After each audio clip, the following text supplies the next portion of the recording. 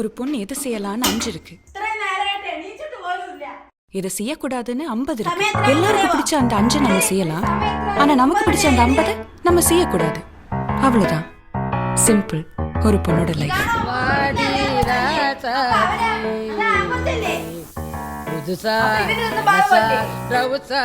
போவோம் வாடி வாலாட்டி